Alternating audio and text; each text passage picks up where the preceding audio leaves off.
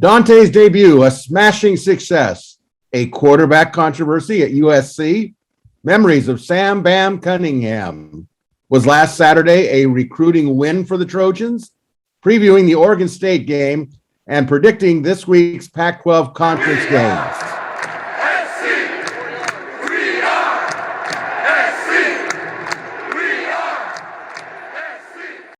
Hi, everybody. My name is Greg Katz, and welcome to Inside the Trojans Huddle, week number 4. Inside the Trojans Huddle is a game-like panel discussion with WeAreSC columnists and staff writers. It's time for the pregame show. That's when we introduce our panelists for this week. So, without any further ado, let's meet them.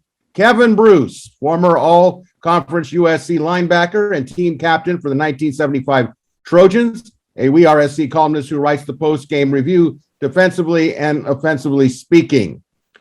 Scott Schrader, WeAreSC Senior Recruiting Director, who has 19 years of experience of covering the Trojans as both a reporter and a USC recruiting authority.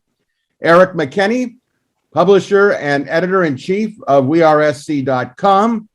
And I'm Greg Katz, columnist of the Obvious and Not So Obvious and IMHO Sunday. So here we go. The first quarter.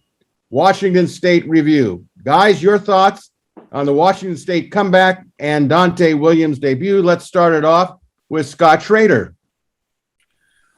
Well, yeah, I was just telling you guys when we first got on here that I missed most of the first half.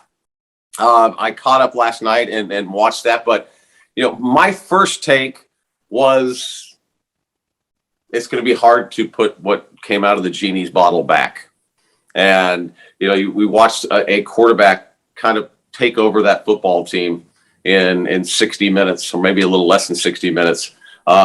Just impressive to see the poise and the leadership and then the ability to throw the football, for decision-making from Jaxson Dart. So, I was looking at that thinking this is his first college football game he's ever played.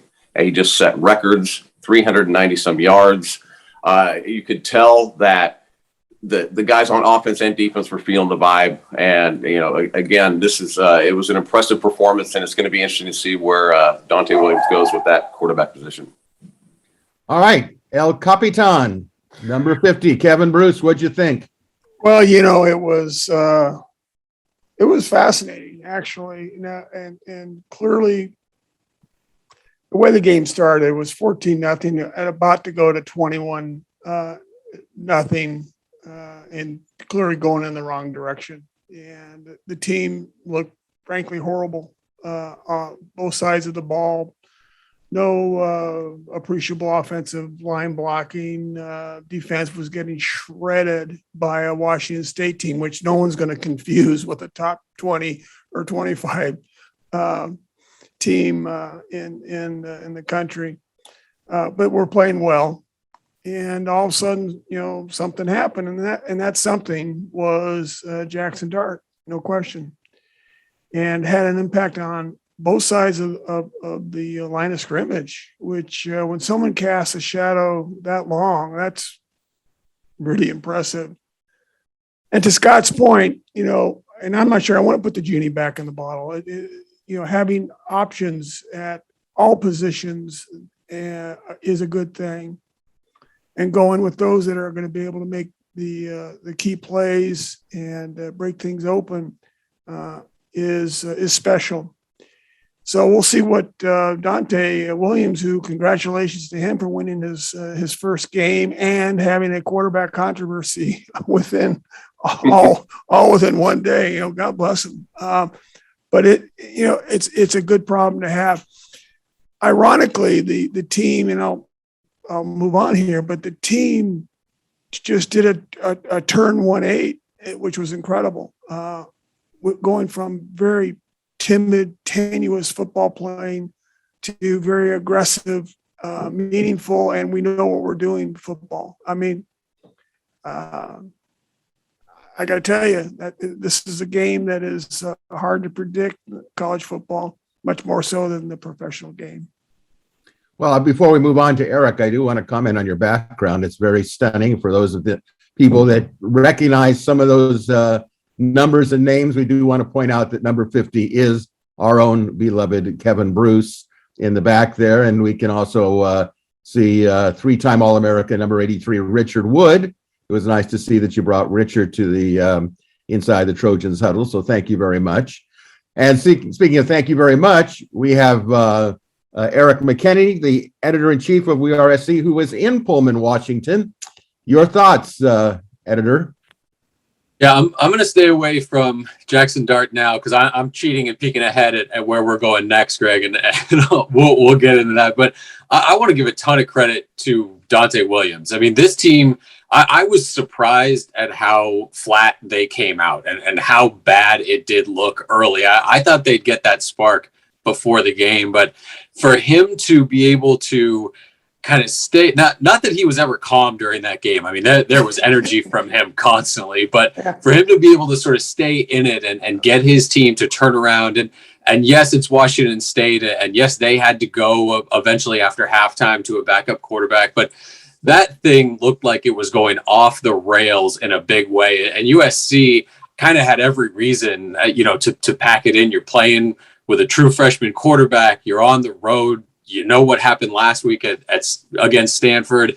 For them to be able to gather themselves and then pour it on in that way, it's always the game that's always going to get thrown out as the game that looks like it's going bad and then flips the other direction.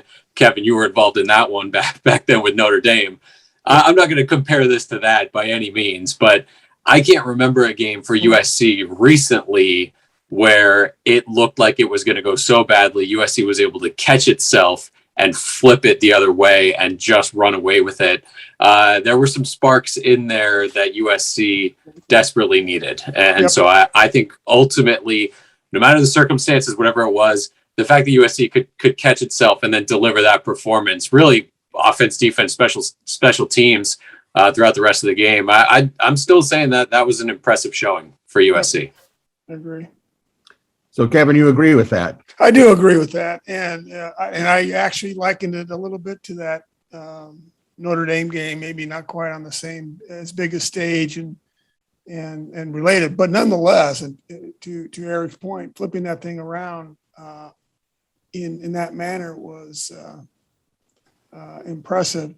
Does make you wonder, well, what would that have looked like against a team like Stanford, which is going to play a much more robust and quality controlled game than a Washington State. I wonder what that would have looked like, because we know how that turned out. However, the defense against Stanford was woeful. So, well, I'm going to take a look at this game, and after all the excitement has kind of faded in my brain, kind of look at it objectively from my point of view. It was Washington State after all. It was Washington State losing its quarterback late in the first half. They were really their backup. Let's face it, USC brings in a Gatorade Player of the Year, and Washington State brings in a walk-on. So that being said, they were pretty much lost in the Palouse country there themselves. But what I thought is at halftime, I think halftime adjustments are way overrated because you have such little time really to do much of everything. It's more of an inspirational thing with a few adjustments here or there. I mean, I think I've said this before. You practice 2 hours a day, Monday through Thursday, trying to get someone to learn something, and you expect that in 15 minutes they're going to learn it under duress. Yeah, it's not going to happen. But what did happen was apparently the speech that the interim head coach delivered was quite salty, was quite in your face. And I said to myself, what would that speech have been like if Clay Helton had delivered it? Even if the same words were said, would the impact be the same? It's like two comedians telling the same joke. One you laugh, the other one you just kind of go, oh, whatever. But I thought that the emotional change of this team, and I just blotted out who they were playing, should alert everyone that so much of it's between your ears. And I think that they started believing in Dante as opposed to maybe the first quarter when they were believing, like, is this all really happening? And Jaxson Dart, who we'll get to in a second here, was just the icing on the cake. But You know, I'm not one to have hyperbole, but I do believe that if Dante Williams can really lead this team all the way through 10 games or whatever he's doing, and they play, it reminds me of that perhaps we're going to get into a situation like Ed Ogeron was. And the question is depending on the candidates, of course, what will that do for the outlook on how Mike Bohn is going to look at it? I'm under no pretense that Mike Bohn isn't going to go out and try to get the best possible coach he can find. But I do think that if Dante Williams continues what he's doing, and again, we'll find out against Oregon State and, you know, some of the other teams down the line, and maybe Notre Dame would be the key there, and BYU at the end of the season, the way it's looking. You know, Dante Williams could get in the conversation, and I wouldn't feel bad about it. You know, I just want the best guy that's going to do the right thing. So we'll see. So that ends the first quarter. Oh, I love that bell. All right, we're going into the second quarter, and this is going to transition into, does USC really have a quarterback controversy? Let's start off with Erik. Is there a controversy, Erik, or is this a done deal? You know, controversy means you've made the wrong call and now you're going back and forth. But a quarterback battle, a quarterback competition, I think absolutely. You saw watching the sideline, Jaxson Dart, his first play, he takes off and runs for 18 yards. That sideline lit up. These guys, it's not so much that they want to play for Jaxson over Keaton Slovis. When I say what Jaxson Dart does to the team and to players, that's not a direct comparison to Keaton. But some players have that magnetism. And we saw 5 minutes after Jaxson Dart stepped on campus back in the spring, it was easy to see this is a future team captain. This is a guy who knows how to rally guys. He just has that magnetism. And so, no, I don't think that you can just put him back on the bench and have him sit there for 60 minutes every game. I thought it was interesting. I did have a feeling late in the week that, hey, we might see him no matter what against Washington State. And Dante Williams said, yeah, we had packages for him in certain situations. So he was already going to come in and start taking snaps here in week 3. To me, that is as much of a signal as anything of we're comfortable playing 2 quarterbacks and seeing how that goes. And then I don't know if you can just ship Keaton back to the bench. I mean, it is one of those things where if you give it to Dart, that's making a pretty significant statement of moving on from Keaton. And again, if Keaton is back to full health and ready to go, that there's the small sense on Jaxson Dart where, okay, now that there's film of him, now that teams can prepare for him, what happens there? You kind of know what you're getting with Keaton, and that's kind of the more, stable option, I guess, at this point. But boy, knowing Jaxson can come in off the bench and that spark that he's going to give not only to the team, but the first time, again, if we're seeing this play out, Keaton Slovis starts against Oregon State. That first time Jaxson Dart comes in off the sideline, that Coliseum crowd is going to light up. I mean, absolutely light up. And that's kind of what he's set up at this point. So I am glad that Dante Williams has 2 quarterbacks he can go to now. I do not envy the choice on how to figure that out and how to move this thing forward, because it has gotten very interesting very quickly. Well, Scott, I think you mentioned it that you were impressed with Dart. Could you just kind of give us a little bit more perspective on how you felt about it and what you see? Do you think that Keaton has lost his job? Do you think that Jaxson is let's do it right now because we know next year he's the starter? What do you think? Well, I mean, I think you have a situation here with Dante Williams, who is he has this opportunity, as you alluded to where you think he could become the head coach if they went out and good things happen here record-wise and at the end of the season, winning the Pac-12 and going on and to whatever bowl game they would go to as a result. But he has one chance. So if he is going to play the quarterback he feels, I mean, this is a situation where we're finally not wondering if the best players are going to play. There is absolutely zero doubt. The best players are going to play. In my opinion, Jaxson Dart is the best player on that football team offensively. And on top of that, he brings an element to the football team that was not present before he came into the game, to the same level anyways. The guys on the football team all feel like they know Jaxson Dart. Jaxson Dart communicates with them. He spends time with them. So here you have a guy who they already feel like a true freshman is almost like a leader of that football team. He's impacting the offensive players. He's impacting the defensive players. You have a guy where I think we even saw a little bit more of the ball is probably going to be distributed to more players as a result of maybe even just his relationships with some of these football players. So I do know this. The feedback to me was Jaxson Dart the players can't explain it. It's just he's different, and there's a different way that they respond to him versus the way they respond to Kedon Slovis. So, in my opinion, you have a quarterback who's more talented. You have a quarterback who's making better decisions, and you have a quarterback that has this football team, ready to ride his back. So I don't know about the controversy. I think you have a situation where the best football player is going to be quarterback in this team, and I think that quarterback is Jaxson Dart. All right, Kevin. When you played at USC, you had Mike Ray in 72 and Pat Hayden waiting in the wings. So you have some experience of what that's like when you have talented quarterbacks. Now, I'm not going to say that Mike Ray should have been supplanted by Pat Hayden. I'm not saying that because I thought Mike Ray was a tremendous quarterback, probably underrated in the annals of USC history. But what's your take on controversy? Put a different word on it. What do you think? No, I think controversy works. I mean, ultimately, that head coach, Dante Williams, is going to have to make a call on the starting quarterback. And no matter what decision he makes, some will say it's right and some will say it's wrong. What we saw against Washington State was incredible, frankly. But I'm also reminded what we saw from Kedon Slovis 2 years ago was incredible. And I'm not going to pull from him his resume as well. He's a good quarterback.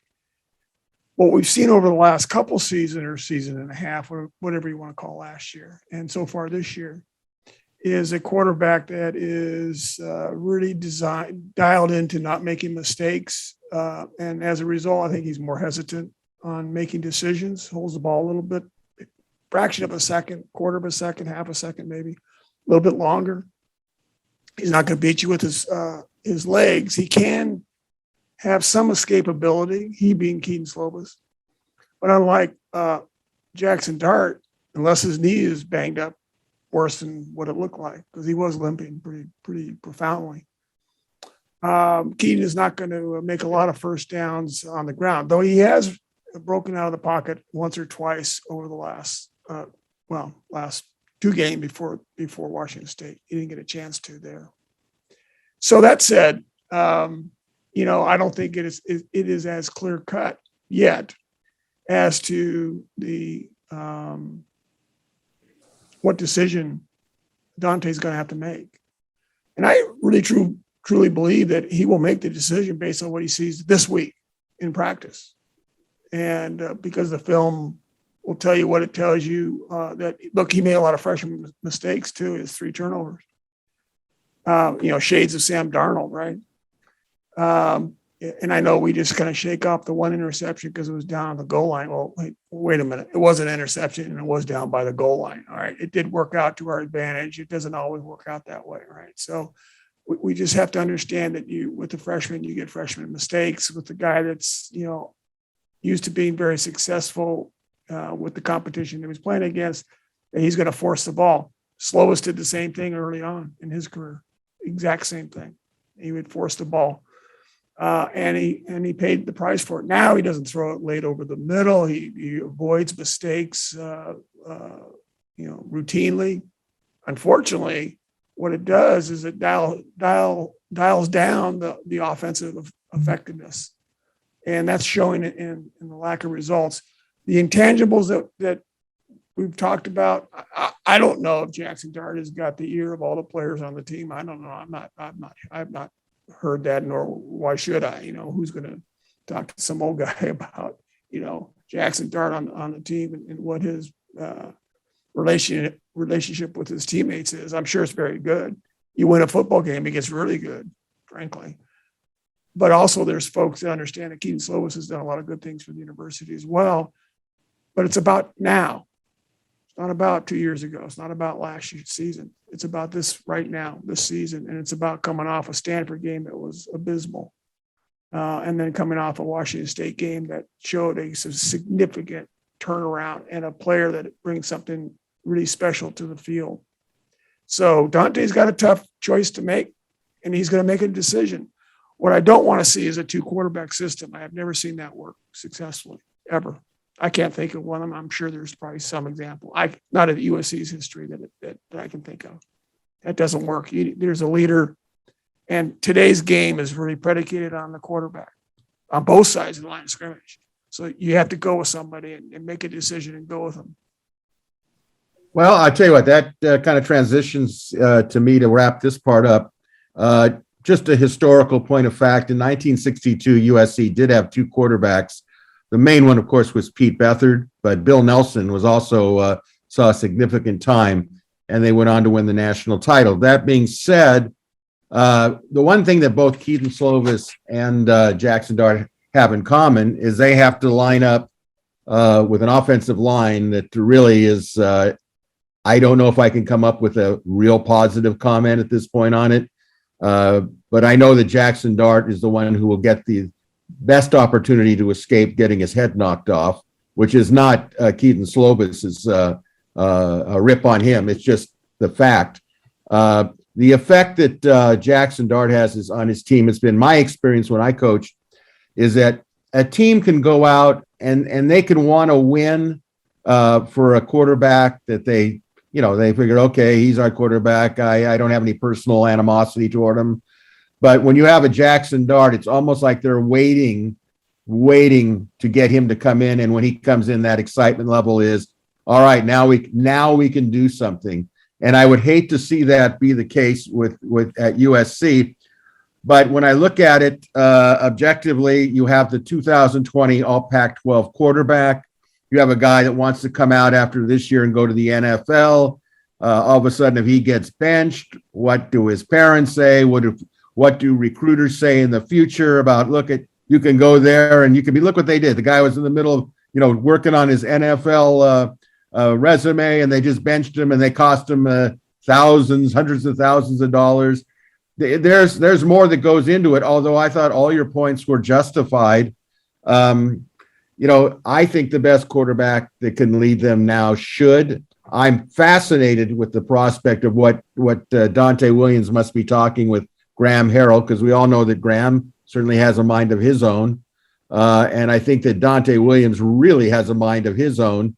And so it's going to get interesting. And one of the big questions is, which I think is rhetorical, who's the head coach? That's where the buck stops. It stops with a guy, whether it's interim or not, it stops with Dante Williams. But that being said, I'm going to cut some of what I just said. I want to hear right now, I'm going to put you guys on the spot. We'll start with Erik. Who starts on Saturday? That's tough. Just come out with a name. I'm gonna say Keaton Slovis is like Dante Williams said, back to full health right now on Monday, can have the whole week.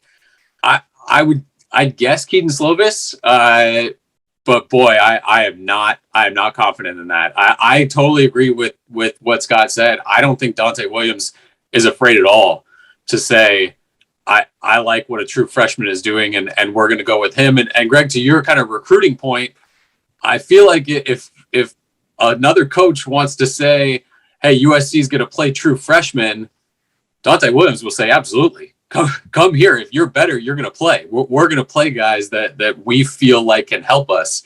And so I think playing Jaxson Dart maybe helps you a little bit on the recruiting trail.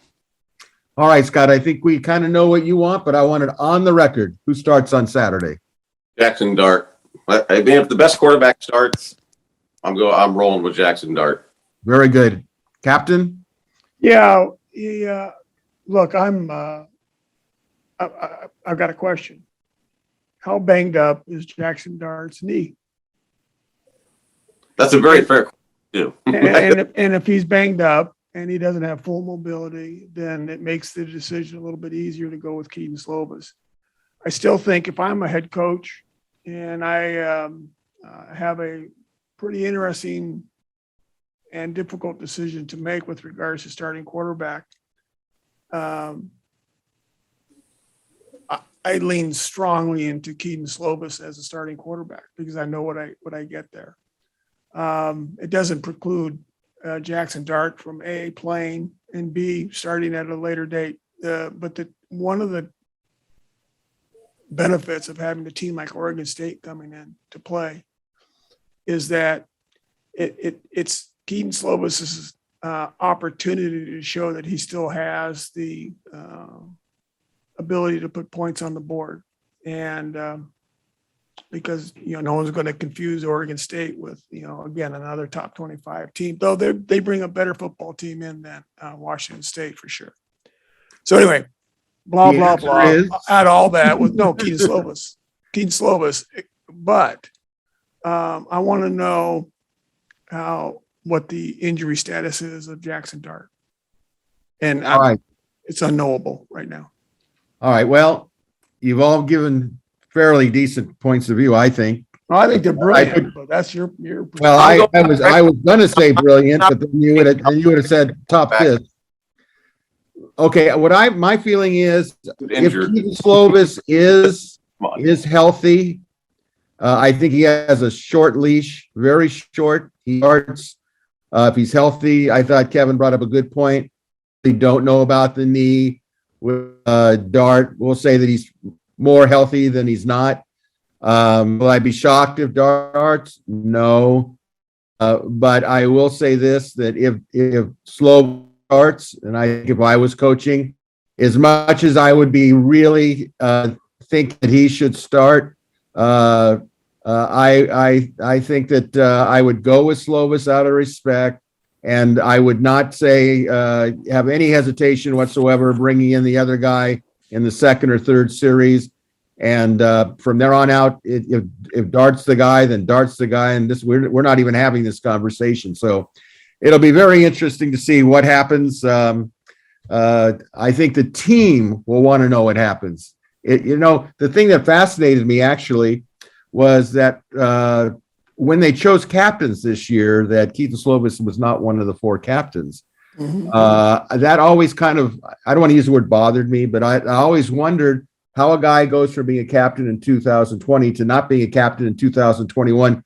What was this decision-making of the team? And I'm sure that if you off the record ask team players there, they probably might tell you, but there was a message there. So we'll see. So let's end the first half.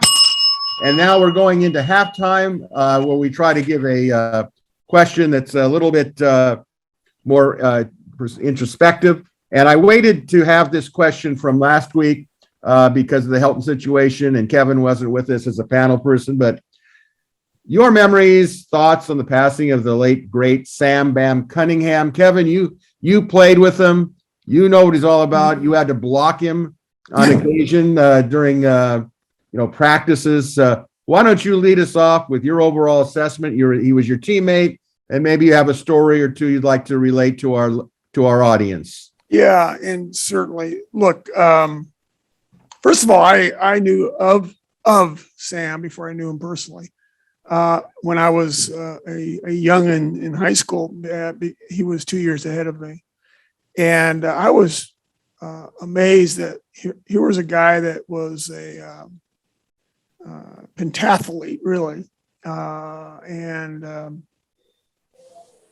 also one of the leading shot putters in Southern California and the state of California, for that matter, competing against guys that outmassed him by 50 to 60 pounds, right? But he had that ability of strength and quick twitch to really, put a shot that was competitive with the big guys.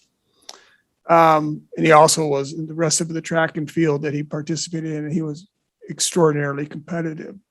That included the 100 and the 200, and that big gentleman running in the 200 coming around that curve.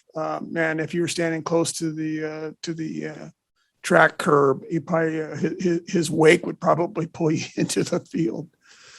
My very first recollection of Sam was when I was a 17-year-old freshman, brought over to be on the scout team, which also goes by another name, which I won't use here. And the idea is that you get the scout kicked out of you, and as you represent the opposing team. In this case, it was just give us a good look was always the phrase, right? Which meant, oh boy, anyway. The first play that they called was 23 blasts, and I was the 23, and as the inside strong side linebacker at that time. And guess the first guy to hit me, Sam Cunningham, and it was. I can recall it to this very day. I wasn't given any ground either. Look, this is competitive football. I don't care who it is. And the tailback was Rod McNeil, and then rotate the other tailback in, and that's Anthony Davis with Sam Cunningham at fullback. I mean, it was hilarious. And fortunately I was so young, I didn't know what the heck I was looking at or dealing with these guys. They were so talented and so good. But the thing about Sam was that he was also a gracious leader, and he led by strength of his work ethic, strength of his example. And we also, even then, knew that there was a specialness about him that was extraordinary. And it's not often that you connect the term gracious with an absolute steamroller on the field. You can't. But as a metaphor, ask Woody Hayes about, fourth and goal or third and goal or first and goal from 2, 3, 4 yards out. It didn't matter. Sam was going in the end zone. Sorry, buddy. That's the way it's going to be.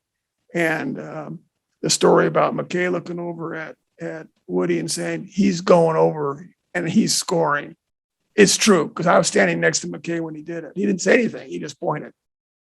And he did. He pointed. I saw it with my very own eyeballs. Sam was a lovely man, a lovely leader, very gracious, incredible athlete. And since I lived in Boston for 8 years, I also know that he is well regarded and beloved up in New England, as is Mosi Tutupu too, by the way, former Trojans of fame. So that said, I'll just tell you that the legacy Sam leaves behind is extraordinary, memorable, and I am a better person for having known him.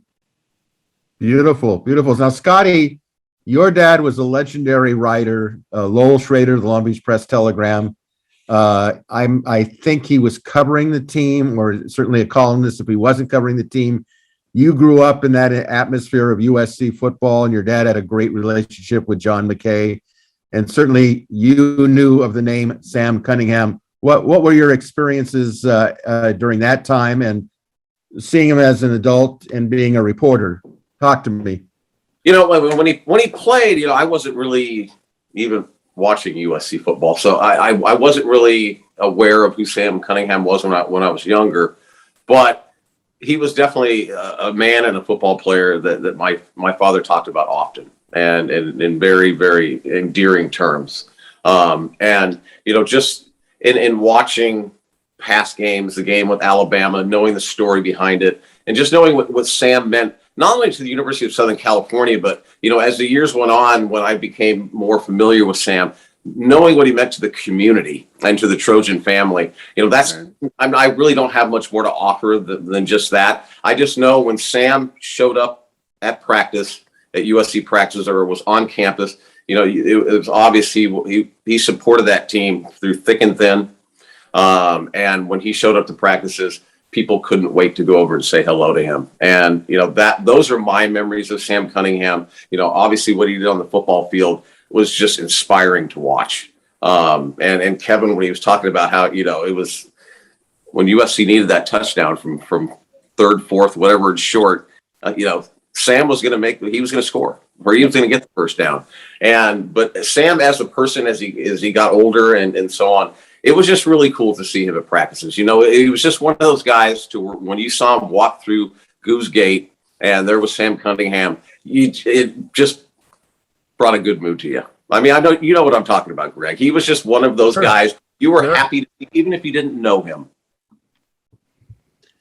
Well, I tell you, this is interesting because now we're going to go to Erik, and Erik is a graduate of USC. Okay, he's been a follower.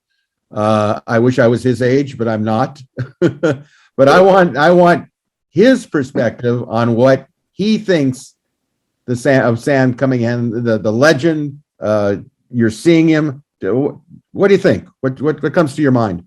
Yeah, I mean, he's a sort of USC legend where you get the sense that people who saw him just can't wait to tell you stories about him. And that, I think, means so much. You kind of hearing what Kevin says about him and what guys, during that era talk about him. You just never hear a bad story. And people are so excited to tell you about kind of their experiences with him. I'm glad Kevin mentioned the Mckenney signaling over the top across the field to Woody Hayes, because that's one of my favorite USC stories about any player, that he's going over the top for his fourth touchdown against Ohio State there. The one thing I think that stands out to me, and this is just speaking to his physical ability on the field, is Greg, in the past for WeAreSC, we've done kind of all-time Trojan drafts where we pick our top guys at different spots, and we've kind of rotated through and tried to draft our best teams, and it was always we had to get a fullback spot, and it was a race for him, and I think it means something where at a school like USC, any position where there is one guy so clearly the guy at that spot. I don't know how many spots there are for USC throughout its history where, you can say, well, he's clearly the best, at this spot. And so for him at fullback to constantly be mentioned, yes, USC tailback you, but they got some help from some other guys, and he's right there at the top of the list. Again, when you're talking about when you hear people talking about as a person, as a player, there's just never anything said about him that's negative. I mean, it is all positive and beyond positive. There's just so much love and respect for him across all generations of the Trojan family. Well, I guess because I am the oldest of this quartet, nothing to brag about, I might add, but I saw Sam Cunningham when I was a senior in high school. He was playing for Santa Barbara. He was as great as he was. The attention on that Santa Barbara team was the defensive line. They had a guy named Bob, big man pointer, who was about 6'1", about 470 pounds. They had another tackle next to him named Danny Herring, who went about 345. And all the attention was there. But Sam was also a linebacker, but he also played in the backfield. Sam went on to, I saw him in the Shrine game, and then I saw him when he came into USC, and McKay didn't know what the hell to do with him. He was obviously an superior running back. He had a different style the way he ran compared to Clarence Davis or O.J. Simpson or Mike Garrett. And he just decided, I'm going to move him to fullback because we got some great tailbacks. And I think one of the great memories for me too, actually, and I'll make them short, I was sitting in the end zone when he went over the top a couple of times late in the game. It was incredible. I mean, it was incredible. I was there when he did that last one, and it was just like someone was shot out of a circus cannon out of Ringling Brothers. It was like, how does someone sacrifice their body like that? And I have to tell you, Ohio State knew it was going to him, Right. and they all stuffed, the A gap or wherever they were going. And he just, I don't know what he did. I mean, as soon as he got to the apex of it, he was like a spinning top and came down. And you know what? He was so excited, and everybody's so excited. And Kevin knows this because you're on the team. I think even the Ohio State fans are like, this is incredible. Right. For a guy to only score touchdowns from 3 yards out, 2 yards out, it's the way he did it, which was absolutely unbelievable. Now, speed forward to the last year or so, when I had a chance to really talk to him, it was like I was talking to a real legend. And I've been around guys like Muhammad Ali and things of people that are really like, larger than life. But for me, he was larger than life. He was Sam Bam Cunningham. And I remember I went to the Juju Smith Foundation fundraiser at the Biltmore in LA, and I got a helmet, and I have an autograph of Sam on it that I will cherish because this is the type of guy, and Kevin will agree with me on this. If you want to show this U.S. football team what a USC legendary fullback on a national championship team looks like, you parade him in there, show the kids some video of that and say, that is what makes a national champion.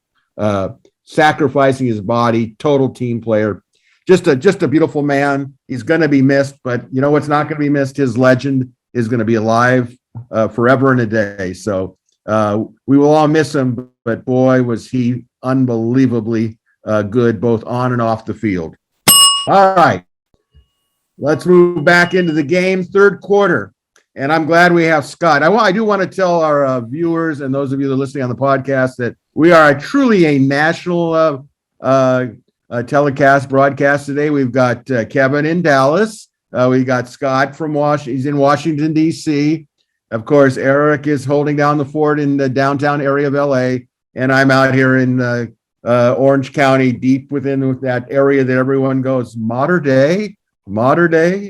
So we've got you covered there, but we're going to start off with Scott in the third quarter question. Scott, you saw what has happened over this last weekend here. How is it, and since you're everywhere, I can't imagine where you're not recruiting-wise, what take are you getting from what's happening at SC, especially after the victory on Saturday? What are recruits saying? Well, I think some of the reaction happened before Saturday, as you can imagine. There were actually, I got some text messages from coaches and parents that kids that were committed to other schools are now considering USC just by the addition of Dante as the interim head coach. There was so much questions about the football program, but what has happened since Saturday is that, first of all, every recruit that could possibly be was tuned in. You normally ask a kid if they're going to be watching the football game. It's kind of like, I don't know, this and that. I mean, it was at a favorable time, obviously, for people to be able to watch it on Saturday, but kids were tuned in, and kids were extremely excited for Dante. This is the personal relationship that Dante has with recruits is very, very unique.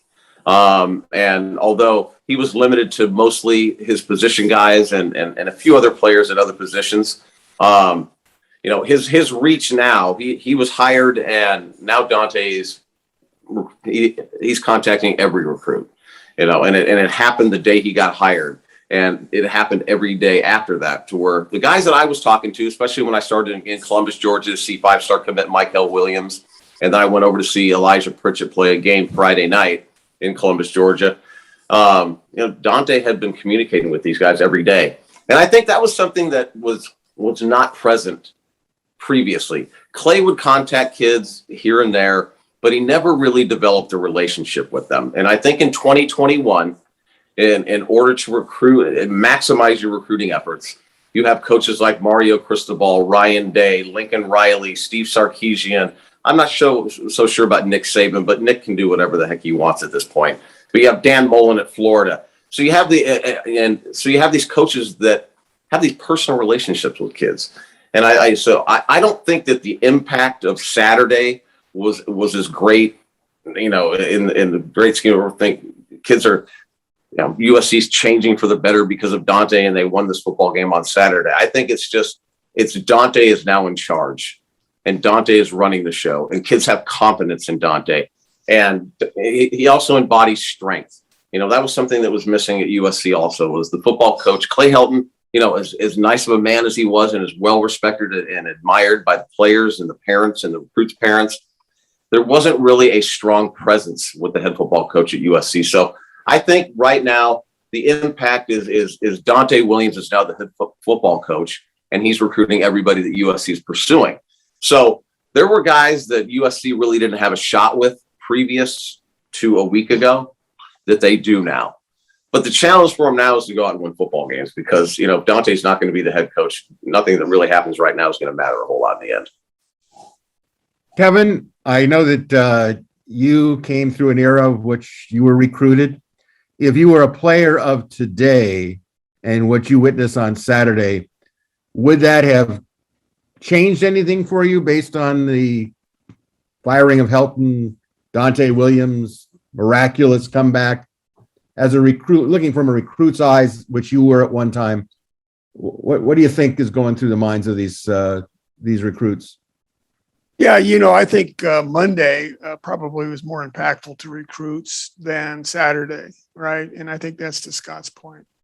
That said, I think capping off a tumultuous week with a come from behind steamroll of Washington State in a pretty sexy way, if you will, was certainly doesn't hurt the recruiting efforts. You know me, I know recruiting in the pipeline is incredibly important. I don't spend a lot of time on it because Scott does. I just figured, look, get some good players in here and oh my gosh, please build the program up from the inside out. We need some people on the line of scrimmage, both sides, in depth that can get the job done.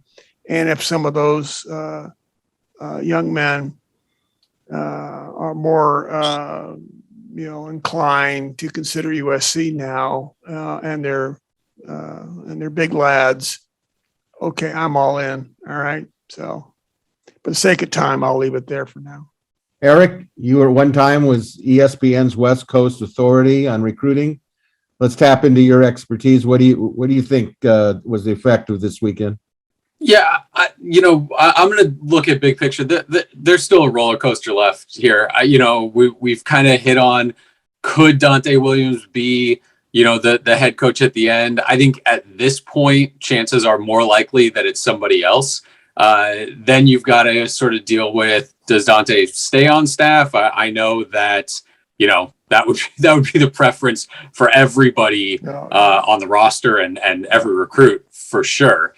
But, if you get emotional commitments from guys now, what happens when, the USC coach does come in? So I don't think anything that happens now is, oh, for sure this kid is signing, for sure he's coming in, all that. I think there's still a lot left to be determined. That being said, you can't deny the emotional bump. I mean, they get a commitment from a local corner on Saturday. He announces right after the game ends.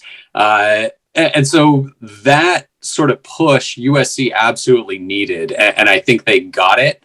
What happens from here on out, like Scott said, yeah, you keep winning games. You're going to keep getting guys involved. The longer you can keep the attention, I think the easier it is going to be to ride whatever wave happens when the coaching decision is ultimately made. But, not to speak for Scott here, but I'm sure he's in agreement where USC is set up better now than they would have been at the beginning of the year, even though there is still some uncertainty who the next coach is going to be.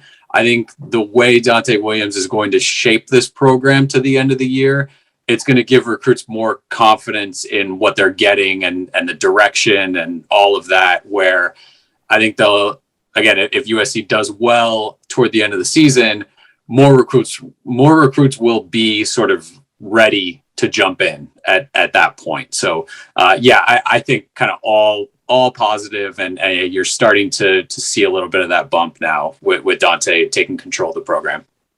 I think you hit the nail on the head, Erik, using the word wave. I think it's a wave of enthusiasm. I think people aren't distracted now with Clay Helton, what's going to happen. I think everybody's going to start pulling from the same rope, and that includes recruiting. I think one of the things that I think that is kind of, I don't think Scott would say that he's behind the curtain, so to speak, but he knows the effect of Dante Williams in the Southern California community of high school coaches and their respect for him. And it all can, every little word counts. I don't think that the high school coaches in general want to see SC fail unless they played at UCLA or something.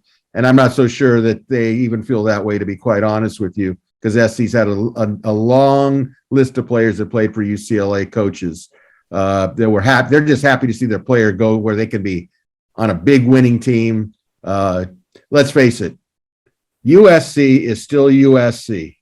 It just needs the right driver. It needs to be in the right race. I think it is now. I think it's fascinating. Again, I agree with all of you. It's about winning, keeping that wave rolling. And to keep in mind this, because of the NCAA, when a school changes coaches, players can go now on a second official recruiting visit. That could be a big thing down the line to keep players or to add some new ones. So it's something that we're going to keep on looking at week to week to make sure that we're keep our viewers and listeners up to date on it. So we head into the fourth quarter. We do have a game to play, specifically Oregon State. I'll get your thoughts on the Beavers. Beavers are 2-1. Specifically, they have a great coach, I think. The record may not indicate in Jason Smith.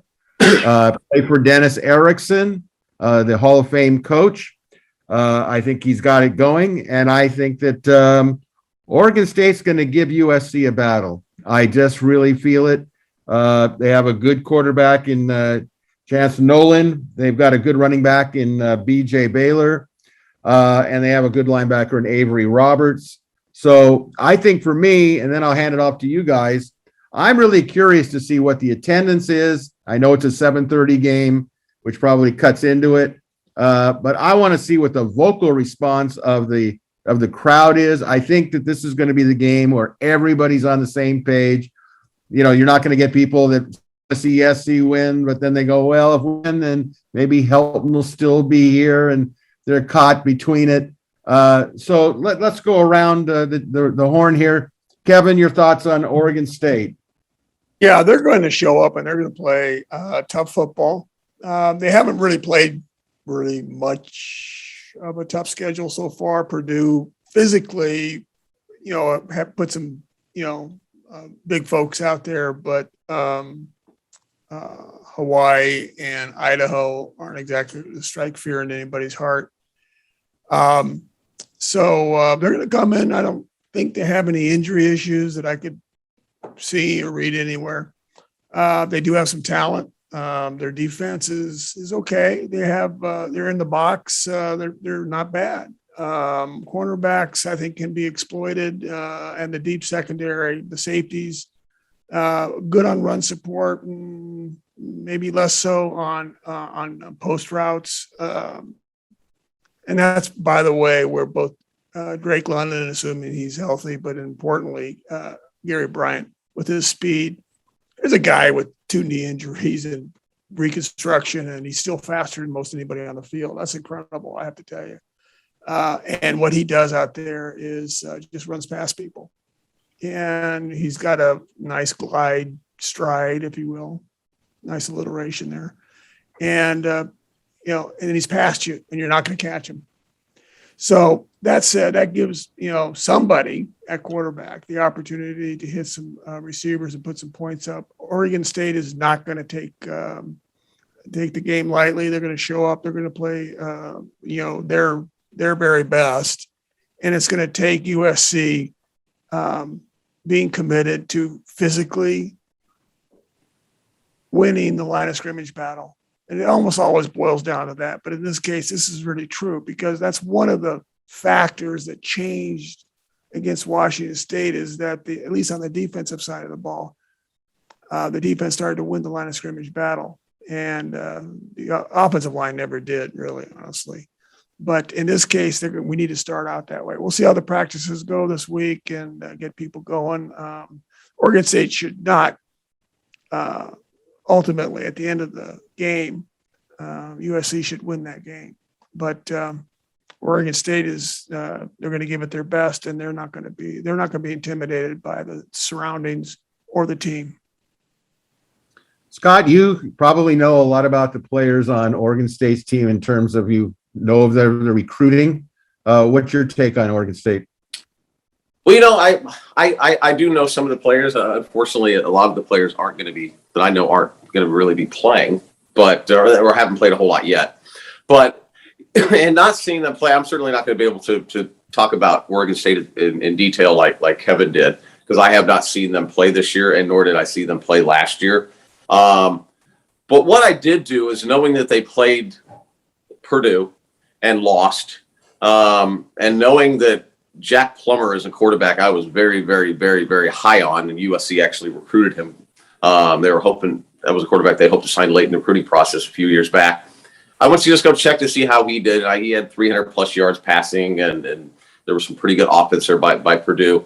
So my thinking is that if USC has the same type of passing game that they had versus Washington State. Now, I don't know what the secondary is ultimately going to be like. I know Alex Austin from Long Beach Poly is one of the top players for Oregon State, but if you're looking at it, the line of scrimmage has to be one. Obviously, it'd be, in a perfect world, USC would get the running game going and let the quarterback maybe have a little bit more time to throw the ball and maybe not get hit as often. But it's just on the surface. My first reaction is that USC is probably going to throw for 400 plus yards against this team. And if they are able to do that, it really shouldn't even be close. All right, Erik, is it going to be close?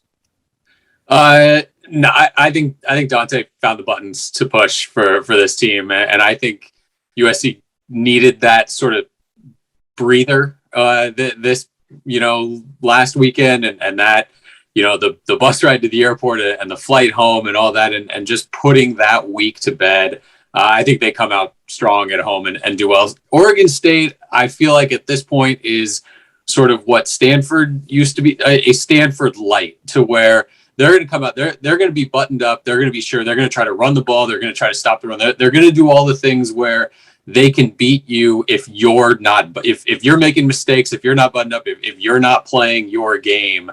They can just sort of wear you down, and they'll keep running, and they'll keep trying to take over the line of scrimmage. So I think it's a good test for USC in terms of, can you keep your head screwed on after that Washington State win? Can you come out and do what you need to do? But USC, they should out-athlete them and outscore them and all of that. But I do think it is a good test of, can you carry that Washington State momentum over, do it at home, and do what what USC fans got used to years and years ago, where you just put a team like this away, you run away from them, you let the backups get in to finish the game off and do that. I think we'll be able to tell maybe, the trajectory of this USC team based on whether or not they can do that against Oregon State. All right, I will make this little note for all of you.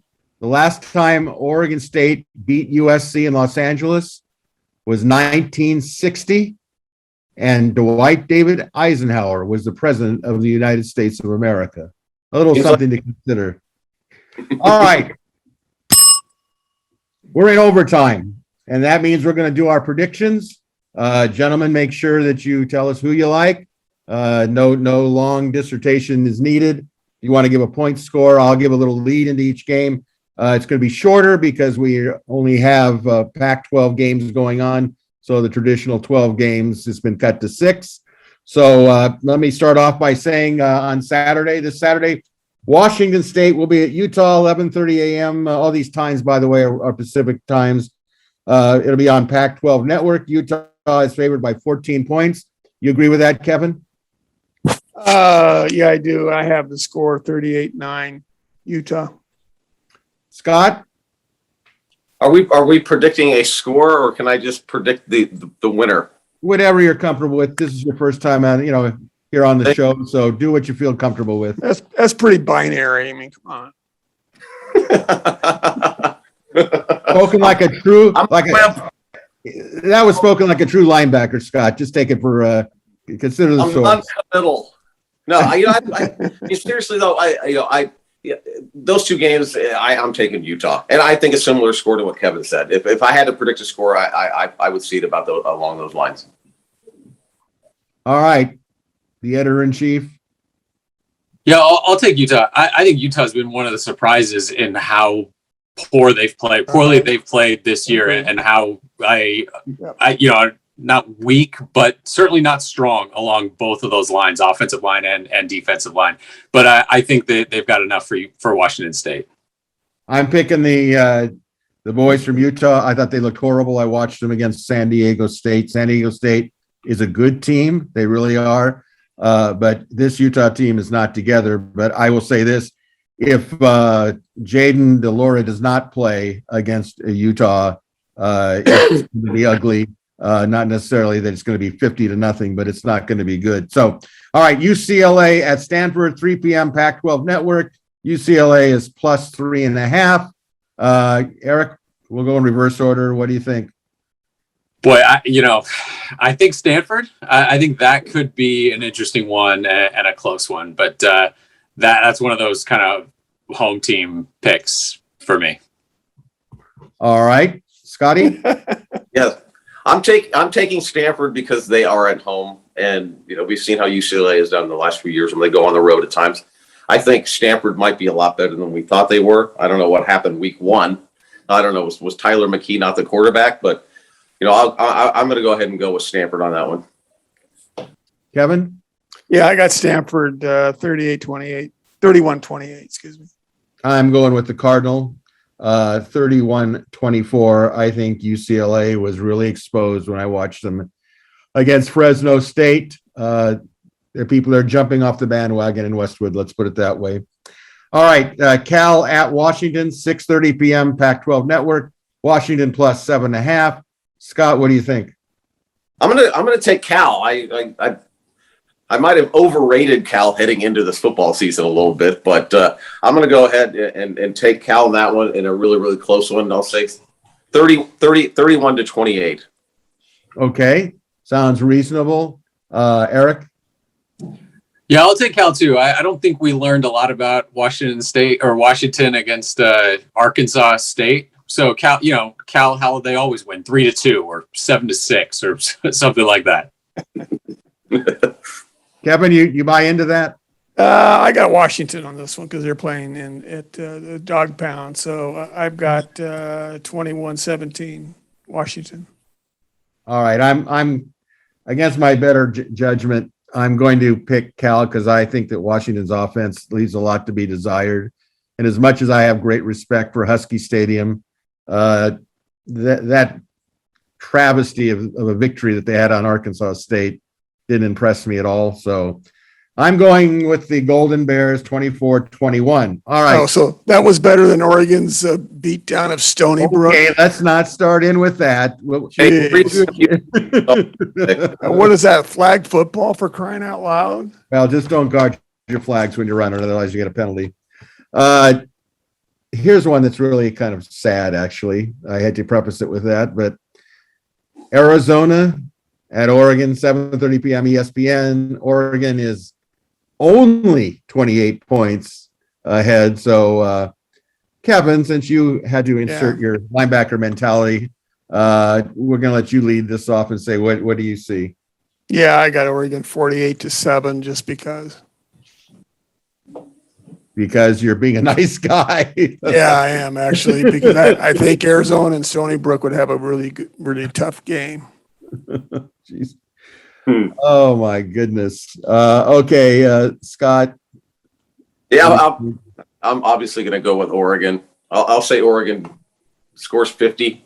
We'll let Arizona have their 10 points probably late in the game. Well done, and I'll tell you why in a second. Erik.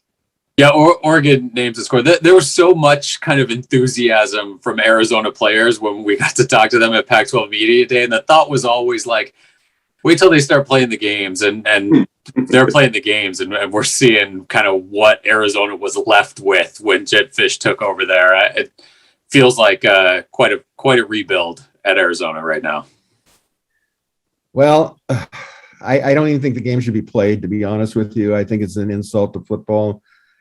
Boy, when Arizona lost to Northern Arizona, I can't imagine what it must have been like to be in that Arizona locker room. I actually think that Arizona should apply for the Big Sky Conference, and I'm not sure they can come as high as third. Sorry about the editorial comments. I think it'll be 55-10, Scott. I kind of agree with you. It could be worse. I mean, is it possible that Stony Brook is better than Arizona? I guess that's possible. That's kind of a scary thought. All right, let's go to Colorado at ASU, 7:30 p.m. ESPN 2 or ESPNU. ASU is 14.5-point favorites. Erik, what do you say? Yeah, Arizona State, I think by 10, 14. I mean, the Pac-12 South just took it on the chin this last weekend. I mean, I think there's a lot of different looks at, what kind of team is Arizona State? What kind of team is Colorado, UCLA, all of it. It was a big step back. So this will be an interesting one to see if one of these two teams can kind of figure it out after this past weekend. All right. Next contestant. Anybody want to volunteer on this game? I'll go with ASU 7 points, 28-21. All right. Kevin? I got ASU 27-17. All right, I'm going to go with ASU 31-17, which brings us to the biggest game of the nation, no doubt about it. Oregon State at USC, 7:30 p.m. FS1. SC is favored by 13. All right, Kevin, what say you?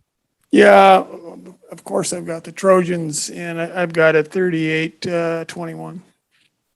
Okay, Scott? I got USC 36-21. Erik? Yeah, this is the only one that I wrote a score down for, and I'm right there, 38-13, USC. Wow, that's a good one. We're a bunch of homers. Yeah. Well, I'm going to go with the Trojans, of course. I'm trying to say if SC played their best and Oregon State played their best. I think given the new beginnings, I'm going to take USC 31, Oregon State 21, but it could be closer. So Yeah. that's kind of our pick. So listen, I want to thank our panel, our producer Jake Evans, and a reminder that USC does return home this weekend to host Oregon State. As we said, kickoff is at 7:30 p.m. Game televised on FS1. Reminder, next Tuesday, we'll review the Oregon State game, check in on the coaching search. And here's a topic that will rub people the wrong way. Should the Trojans wear throwback uniforms at any point in time or change uniform colors? We'll preview the away game at Colorado, as well as selected topics relating to USC and college football. So until Tuesday, everybody, we thank you for watching or listening. Again, thank you to the panel. And until we speak again next Tuesday, fight on, everybody.